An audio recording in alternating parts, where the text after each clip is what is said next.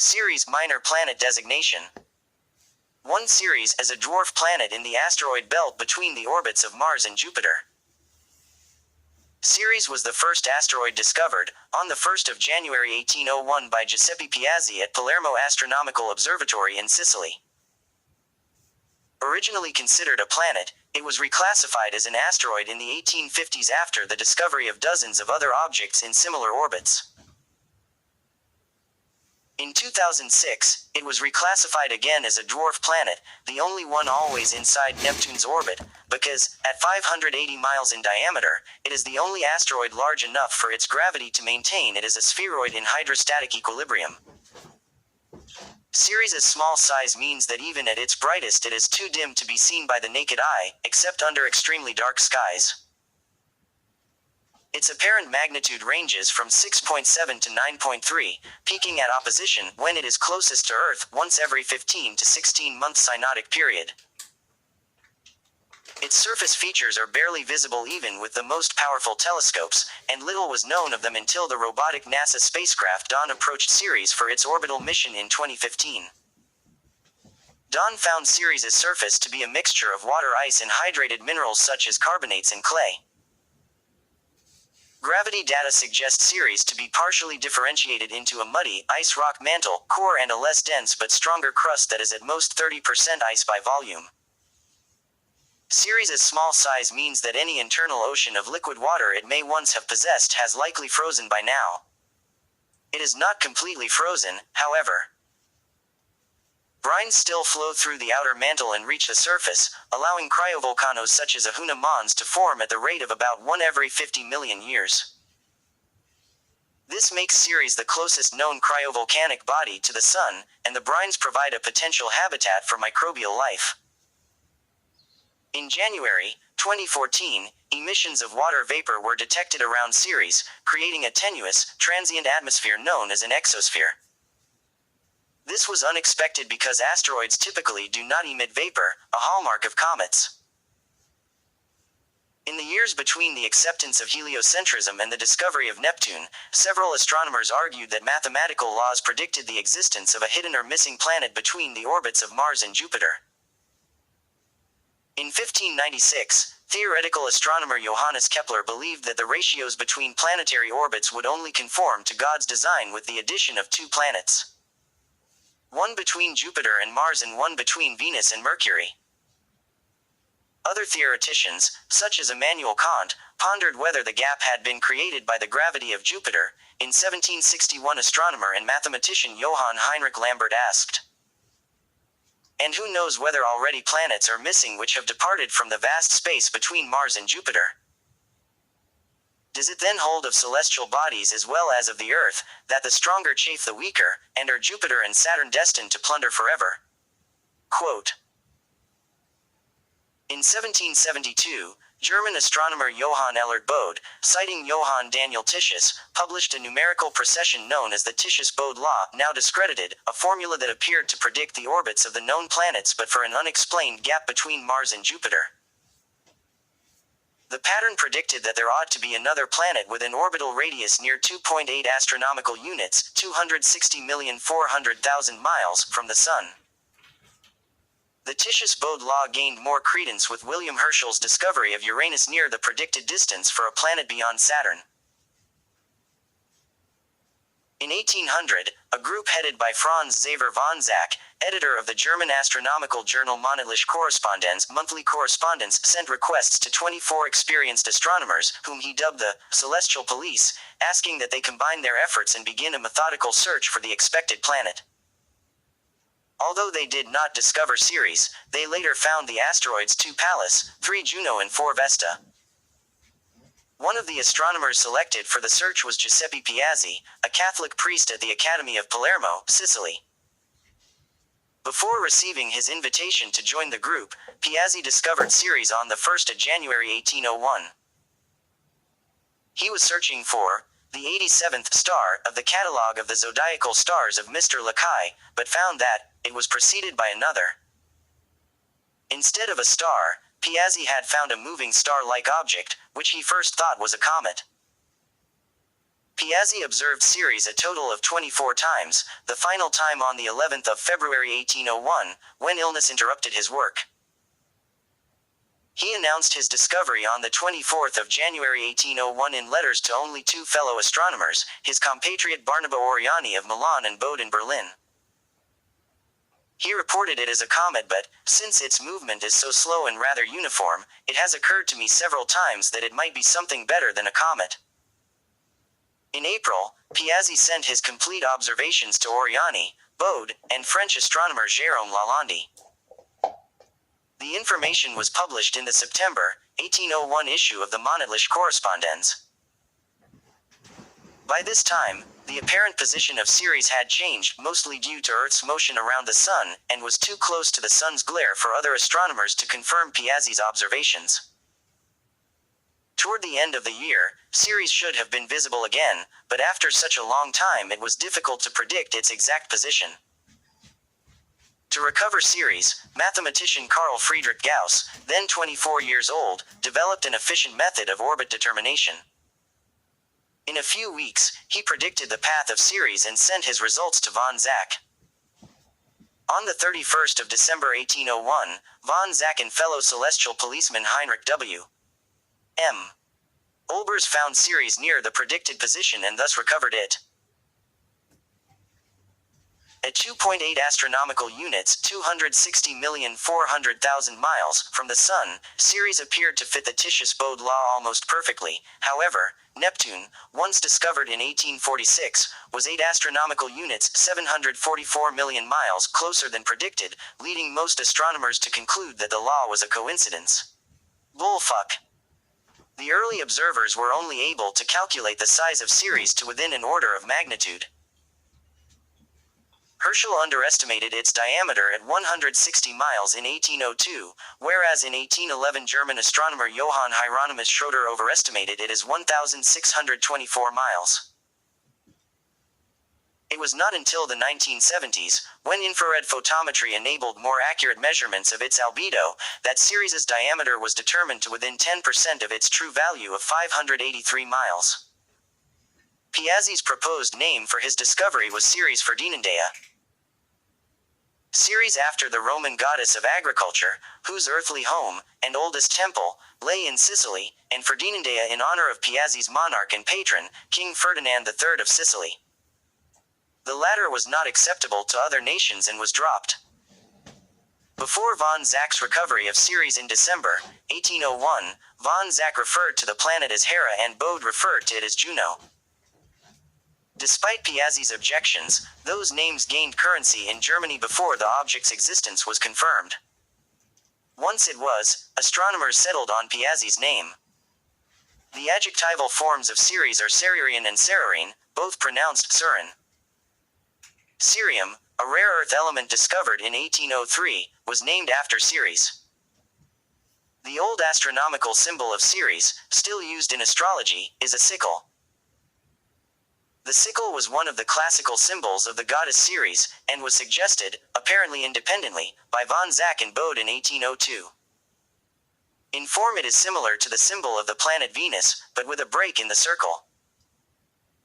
It had various minor graphic variants, including a reversed form typeset as A, C, the initial letter the name Ceres with a plus sign. The generic asteroid symbol of a numbered disk, 1, was introduced in 1867 and quickly became the norm. The sickle was resurrected for astrological use in 1973. The categorization of Ceres has changed more than once and has been the subject of some disagreement. Bode believed Ceres to be the missing planet he had proposed to exist between Mars and Jupiter. Ceres was assigned a planetary symbol, and remained listed as a planet in astronomy books and tables, along with Pallas, Juno, and Vesta for over half a century. As other objects were discovered in the neighborhood of Ceres, astronomers began to suspect that Ceres represented the first of a new class of objects. In 1802, with the discovery of Pallas, Herschel coined the term asteroid, star-like, for these bodies, writing that they resemble small stars so much as hardly to be distinguished from them, even by very good telescopes. In 1852, astronomer Johann Franz Encke, in the Berliner Astronomisches Jahrbuch, declaring the traditional system of granting planetary symbols too cumbersome for these new objects, instead introduced a new system of placing numbers before their names in order of discovery.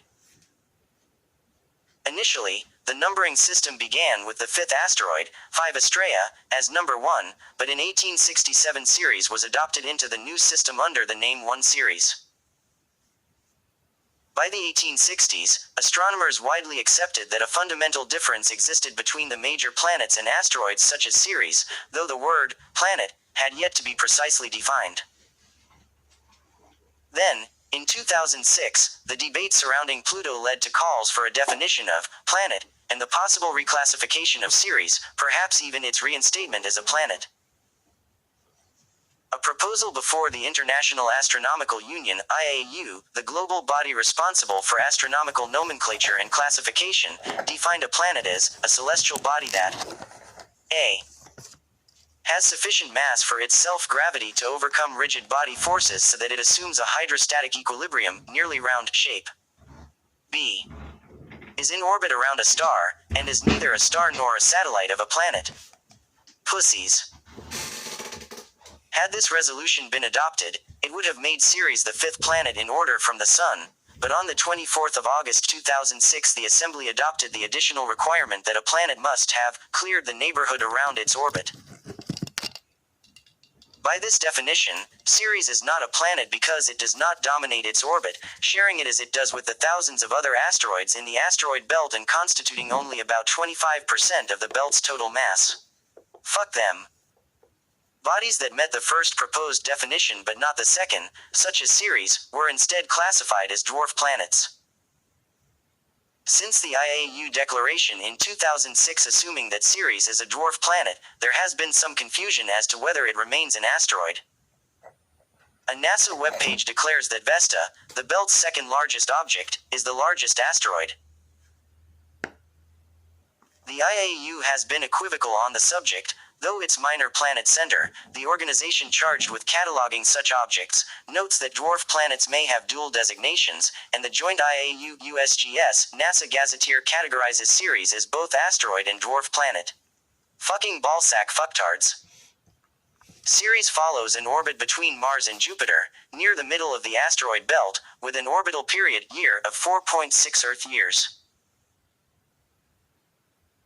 Compared to other planets and dwarf planets, Ceres' orbit is moderately, though not drastically, tilted relative to that of Earth, with an inclination I of 10.6 degrees compared to 7 degrees for Mercury, and 17 degrees for Pluto, and elongated, with an eccentricity E equals 0.08 compared to 0.09 for Mars.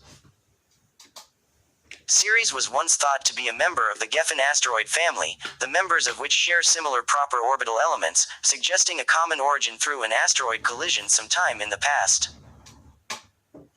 Ceres was later found to have a different composition than the members of the Geffen family and appears to be merely an interloper, coincidentally having similar orbital elements but not a common origin. Ceres' lack of an asteroid family is believed to be due to the large proportion of ice in its composition, which, if fragmented, would have sublimated to nothing over the age of the solar system. Due to their small masses and large separations, objects within the asteroid belt rarely fall into gravitational resonances with each other. Nevertheless, Ceres is able to capture other asteroids into temporary one resonances, making them temporary Trojans for periods from a few 100,000 to more than 2 million years. 50 such objects have been identified. Ceres is close to a 1 mean motion orbital resonance with Pallas. Their proper orbital periods differ by 0.2%, but not close enough to be significant over astronomical timescales. The rotation period of Ceres, the Cererian day, is 9 hours 4 minutes and 0 seconds. It has an axial tilt of 4 degrees. This is small enough for Ceres' polar regions to contain permanently shadowed craters that are expected to act as cold traps and accumulate water ice over time, similar to what occurs on the Moon and Mercury. About 0.14% of water molecules released from the surface are expected to end up in the traps, hopping an average of 3 times before escaping or being trapped. Dawn, The first spacecraft to orbit Ceres determined that the north polar axis points at right ascension 19 hours 25 minutes and 40 seconds, 291.418 degrees, declination plus 66 degrees 45 minutes 50 seconds, about 1.5 degrees from Delta Draconis, which means an axial tilt of 4 degrees. Over the course of 3 million years, gravitational influence from Jupiter and Saturn has triggered cyclical shifts in Ceres' axial tilt, ranging from 2 to 20 degrees, meaning that seasonal effects have occurred in the past, with the last period of seasonal activity estimated at 14,000 years ago. Those craters that remain in shadow during periods of maximum axial tilt are the most likely to retain their water over the age of the solar system. Ceres is the largest asteroid in the main asteroid belt. It has been classified as a C-type or carbonaceous asteroid and, due to the presence of clay minerals, as a G-type asteroid. Its composition is similar, though not identical, to those of carbonaceous chondrite meteorites. In shape it is an oblate spheroid, with an equatorial diameter 8% larger than its polar diameter. Measurements from the Dawn spacecraft found a mean diameter of 583.7 miles and a mass of 9.39 times 10 squared kilogram. This gives Ceres a density of 2.16 grams per cc, suggesting that 25% of its mass is water ice. Ceres comprises nearly 33% of the estimated 3.0 plus or minus 0.2 times 10 squared kilogram mass of the asteroid belt, and it has 3.5 times the mass of the next asteroid, Vesta, yet it is only 1.3% the mass of the Moon. It is at least close to being in hydrostatic equilibrium, though some deviations from an equilibrium shape have yet to be explained. Assuming it is in equilibrium, Ceres is the only dwarf planet that is always within the orbit of Neptune. It is approximately the size of the large trans-Neptunian object Orcus, though half again as massive, and it has the surface area of Argentina. Modeling has suggested Ceres' rocky material is partially differentiated, and that it perhaps possesses a small core, but the data are consistent with a mantle of hydrated silicates and no core. Holy fuck. The surface composition of Ceres is homogeneous on a global scale, and is rich in carbonates and ammoniated phyllosilicates that have been altered by water, though water ice in the regolith varies from approximately 10% in polar latitudes to much drier, even ice-free, in the equatorial regions. Studies using the Hubble Space Telescope reveal that graphite, sulfur, and sulfur dioxide are present on Ceres' surface. The graphite is evidently the result of space weathering on Ceres' older surfaces. The latter two are volatile under Cererian conditions and would be expected to either escape quickly or settle in cold traps, and are evidently associated with areas with relatively recent geological activity. Tholins, formed from ultraviolet irradiation of simple carbon compounds, were detected on Ceres in Ernetet crater, and most of the planet's near surface is extremely rich in carbon, at approximately 20% by mass. The carbon content is more than 5 times higher than in carbonaceous chondrite meteorites analyzed on Earth. The surface carbon shows evidence of being mixed with products of rock-water interactions, such as clays. This chemistry suggests Ceres formed in a cold environment, perhaps outside the orbit of Jupiter, and that it accreted from ultra-carbon-rich materials in the presence of water, which could provide conditions favorable to organic chemistry. Dawn revealed that Ceres has a heavily cratered surface, though with fewer large craters than expected. Models based on the formation of the current asteroid belt had suggested Ceres should possess 10 to 15 craters larger than 250 miles in diameter. The largest confirmed crater on Ceres, Kirwan Basin, is 176 miles across. The most likely reason for this is viscous relaxation of the crust slowly flattening out larger impacts. Ceres' north polar region shows far more cratering than the equatorial region, with the eastern equatorial region in particular comparatively lightly cratered. The overall size frequency of craters of between 10 and 60 miles is consistent with their having originated in the late heavy bombardment, with craters outside the ancient polar regions likely erased by early cryovolcanism. 3 large shallow basins planetiae with degraded rims are likely to be eroded craters. The largest, Vendemia planitia, at 500 miles across, is also the largest single geographical feature on Ceres. Two of the three have higher than average ammonium concentrations.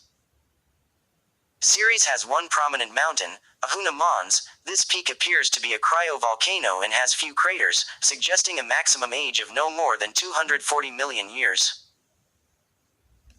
Its relatively high gravitational field suggests it is dense, and thus composed more of rock than ice, and that its placement is likely due to diaperism of a slurry of brine and silicate particles from the top of the mantle.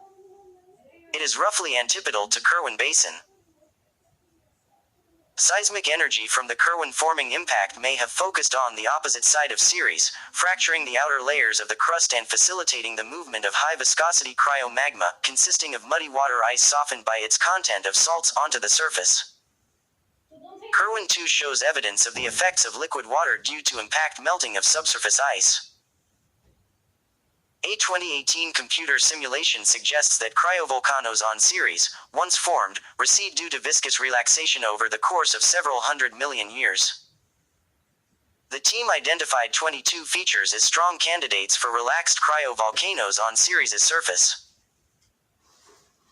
Yamor Mons, an ancient, impact-cratered peak, resembles Ahuna Mons despite being much older, due to it lying in Ceres' northern polar region, where colder temperatures prevent viscous relaxation of the crust. Models suggest that, over the past billion years, one cryovolcano has formed on Ceres on average every 50 million years.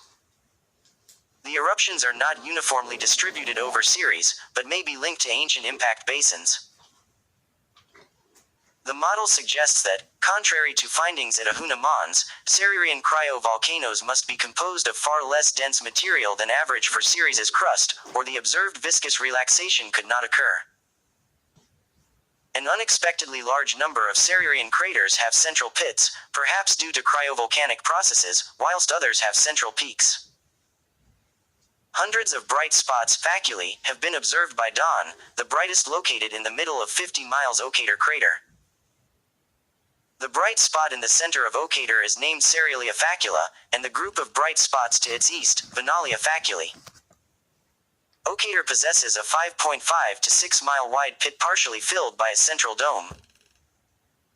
The dome postdates the faculae and is likely due to freezing of a subterranean reservoir, comparable to Pingos in Earth's Arctic region. A haze periodically appears above Cerealia, supporting the hypothesis that some sort of outgassing or sublimating ice formed the bright spots. In March 2016, dawn found definitive evidence of water molecules on the surface of Ceres at Oxo crater. On the 9th of December 2015, NASA scientists reported that the bright spots on Ceres may be due to a type of salt, specifically evaporated brine containing magnesium sulfate hexahydrate, MgSO46H2O. The spots were also found to be associated with ammonia-rich clays. Near-infrared spectra of these bright areas were reported in 2017 to be consistent with a large amount of sodium carbonate, Na2CO3, and smaller amounts of ammonium chloride NH4Cl, or ammonium bicarbonate NH4HCO3. These materials have been suggested to originate from the crystallization of brines that reach the surface. In August 2020, NASA confirmed that Ceres was a water-rich body with a deep reservoir of brine that percolated to the surface in hundreds of locations, causing bright spots, including those in Ocator crater. Although Ceres lacks plate tectonics, with the vast majority of its surface features linked either to impacts or to cryovolcanic activity, several potentially tectonic features have been tentatively identified on its surface, particularly in its eastern hemisphere. The Sawin-Cadenae, mile-scale linear fractures on Ceres' surface, lack any apparent link to impacts and bear a stronger resemblance to pit crater chains, which are indicative of buried normal faults. Also, several craters on Ceres have shallow, fractured floors consistent with cryomagmatic intrusion. Dawn observed 4,423 boulders larger than 344 feet in diameter on the surface of Ceres.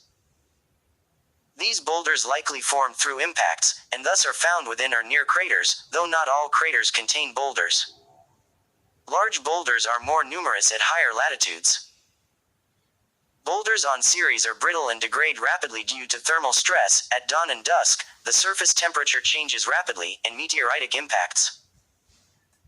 Their maximum age is calculated to be 150 million years, much shorter than the lifetime of boulders on Vesta. The active geology of Ceres is driven by ice and brines. Water leached from rock is estimated to possess a salinity of around 5%. Altogether, Ceres is approximately 50% water by volume, compared to 0.1% for Earth and 73% rock by mass. Ceres's largest craters are a few miles deep, inconsistent with an ice-rich shallow subsurface.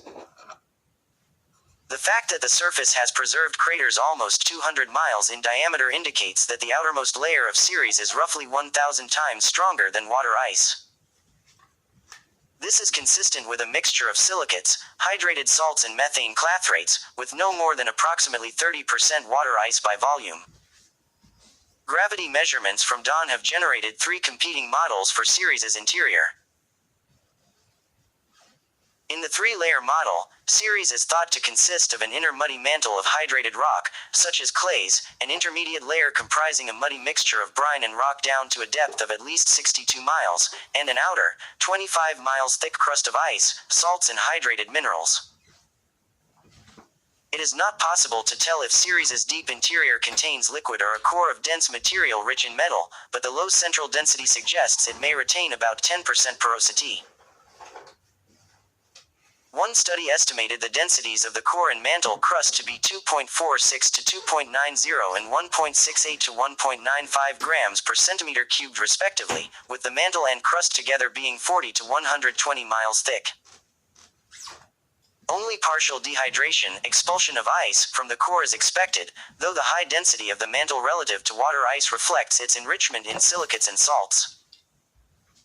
That is, the core, if it exists, the mantle and crust all consist of rock and ice, though in different ratios. Ceres's mineral composition can only be determined indirectly for its outer 62 miles.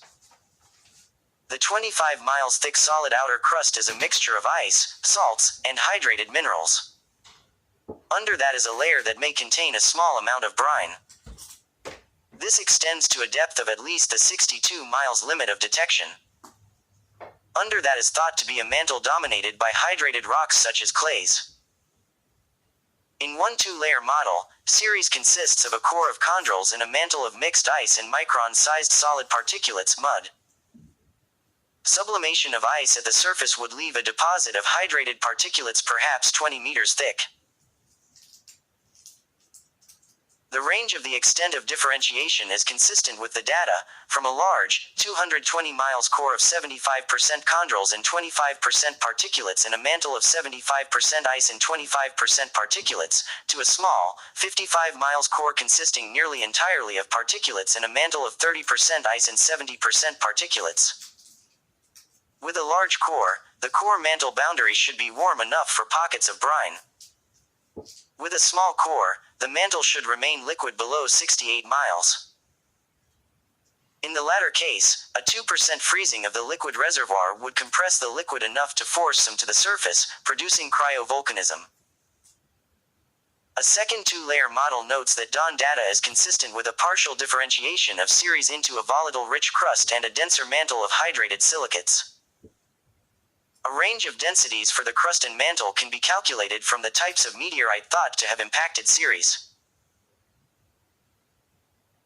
With C-class meteorites density 2.46 grams per cc, the crust would be approximately 40 miles thick and have a density of 1.68 grams per centimeter cubed. With CM-class meteorites density 2.9 grams per cc, the crust would be approximately 120 miles thick and have a density of 1.9 grams per centimeter cubed.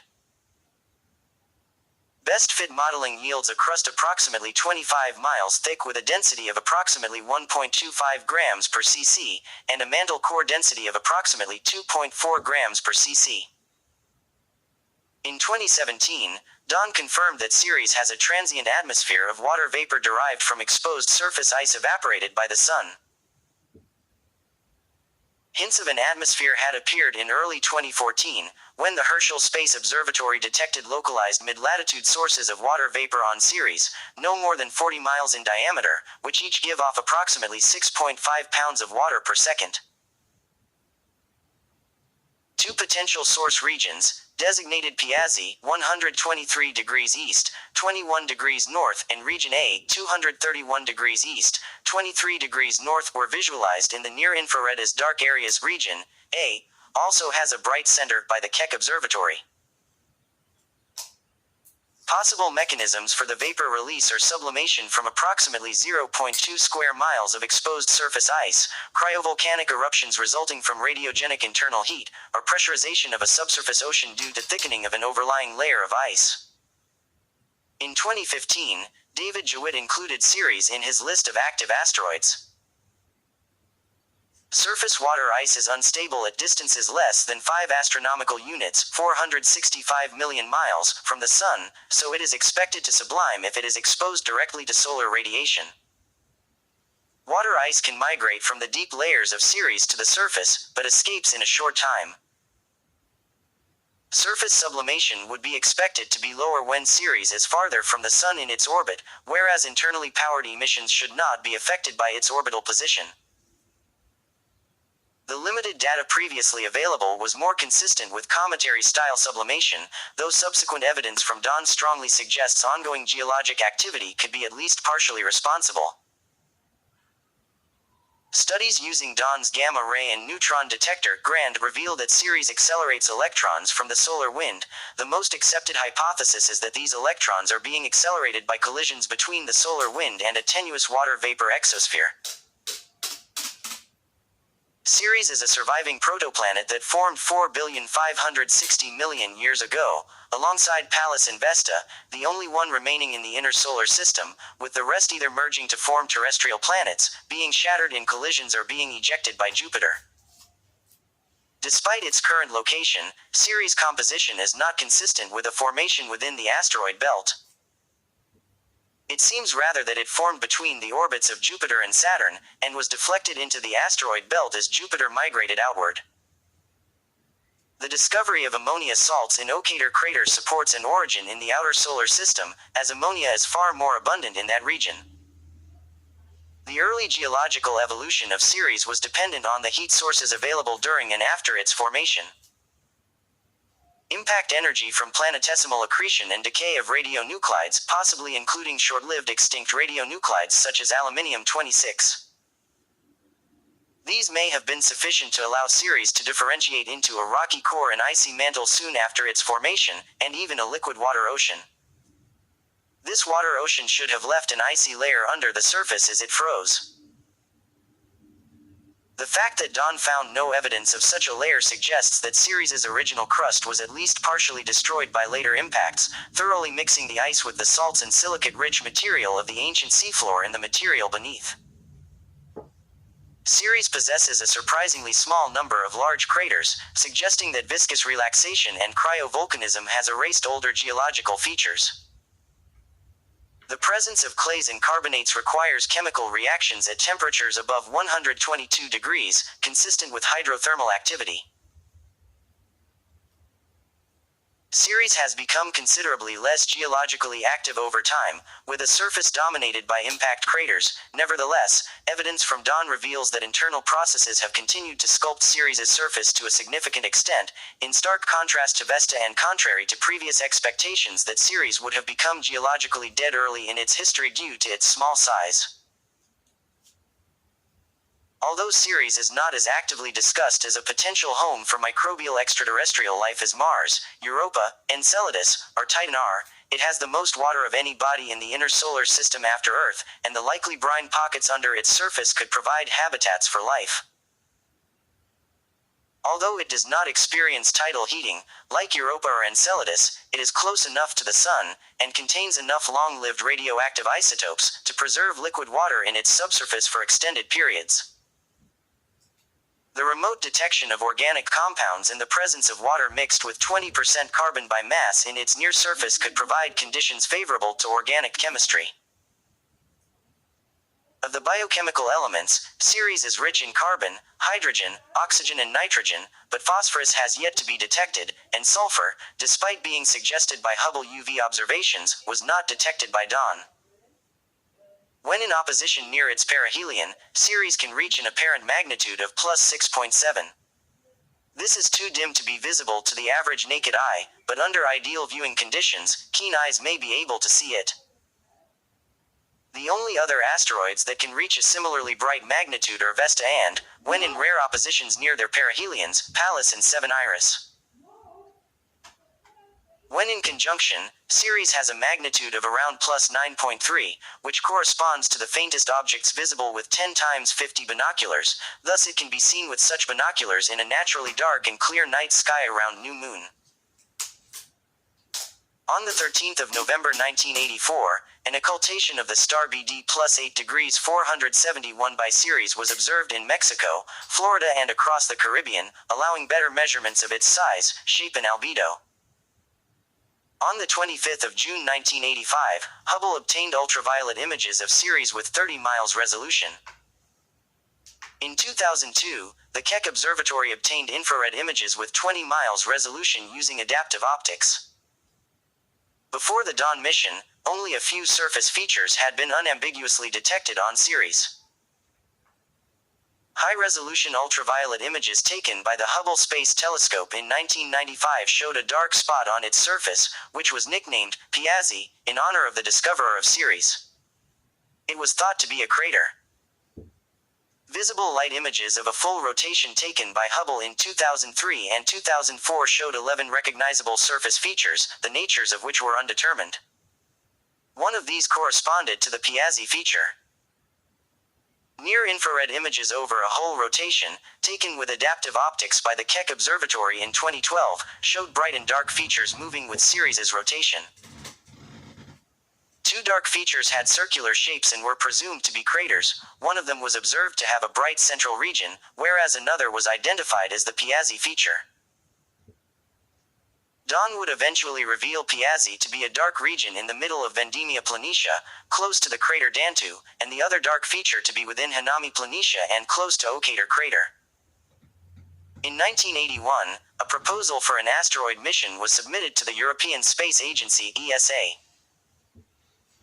Named the Asteroidal Gravity Optical and Radar Analysis (AGRA), this spacecraft was to launch sometime in 1990 to 94 and perform 2 flybys of large asteroids. The preferred target for this mission was Vesta. AGRA would reach the asteroid belt either by a gravitational slingshot trajectory past Mars or by means of a small ion engine. That proposal was refused by ESA. The fuck? A joint NASA-ESA asteroid mission was then drawn up for a multiple asteroid orbiter with solar electric propulsion (MAOSEP), with one of the mission profiles including an orbit of Vesta. NASA indicated they were not interested in an asteroid mission. Fuckers.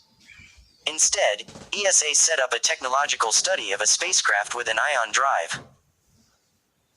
Other missions to the asteroid belt were proposed in the 1980s by France, Germany, Italy, and the United States, but none were approved by their respective agencies. In the early 1990s, NASA initiated the Discovery Program, which was intended to be a series of low-cost scientific missions. In 1996, the program's study team recommended as a high priority a mission to explore the asteroid belt using a spacecraft with an ion engine. Funding for this program remained problematic for nearly a decade, but by 2004 the Dawn vehicle had passed its critical design review. Dawn was launched on the 27th of September 2007, as the first space mission to visit either Vesta or Ceres. On the 3rd of May 2011, Dawn acquired its first targeting image 750,000 miles from Vesta.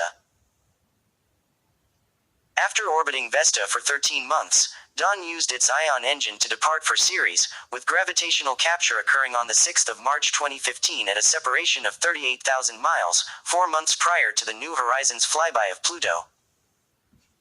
The spacecraft instrumentation included a framing camera, a visual and infrared spectrometer, and a gamma ray and neutron detector. These instruments examined Ceres's shape and elemental composition. On the 13th of January 2015, as Dawn approached Ceres, the spacecraft took its first images at near-Hubble resolution, revealing impact craters in a small high-albedo spot on the surface, near the same location as that observed previously. Additional imaging sessions, at increasingly better resolution, took place on the 25th of January, 4, 12, 19 and the 25th of February, the 1st of March, and 10 and the 15th of April. Dawn's mission profile called for it to study Ceres from a series of circular polar orbits at successively lower altitudes. It entered its first observational orbit, RC 3 inches, around Ceres at an altitude of 8,400 miles on the 23rd of April 2015, staying for only approximately one orbit 15 days. The spacecraft subsequently reduced its orbital distance to 2,700 miles for its second observational orbit, survey, for 3 weeks, then down to 910 miles, HAMO, high-altitude mapping orbit, for 2 months, and then down to its final orbit at 233 miles, LAMO, low-altitude mapping orbit, for at least 3 months. In October 2015, NASA released a true-color portrait of Ceres made by Dawn. In 2017, Dawn's mission was extended to perform a series of closer and tighter orbits around Ceres until the hydrazine used to maintain its orbit ran out. Dawn soon discovered evidence of cryovolcanism. 2 distinct bright spots are high-albedo features inside a crater, different from the bright spots observed in earlier Hubble images, were seen in the 19th of February 2015 image, leading to speculation about a possible cryovolcanic origin or outgassing. On the 2nd of September 2016, scientists from the Dawn team argued in a science paper that Ahuna Mons was the strongest evidence yet for cryovolcanic features. On the 11th of May 2015, NASA released a higher resolution image showing that the spots were actually composed of multiple smaller spots. On the 9th of December 2015, NASA scientists reported that the bright spots on Ceres may be related to a type of salt, particularly a form of brine containing magnesium sulfate hexahedrite MgSO46H2O. The spots were also found to be associated with ammonia-rich clays. In June 2016, near-infrared spectra of these bright areas were found to be consistent with a large amount of sodium carbonate, Na2CO3, implying that recent geologic activity was probably involved in the creation of the bright spots. From June-October 2018, Dawn orbited Ceres from as close as 22 miles to as far away as 2,500 miles. The Dawn mission ended on the 1st of November 2018 after the spacecraft ran out of fuel. In 2020, an ESA team proposed the Calathis mission concept, a follow-up mission to Okator crater, to return a sample of the bright carbonate faculae and dark organics to Earth. The Chinese Space Agency is designing a sample return mission from Ceres that would take place during the 2020s.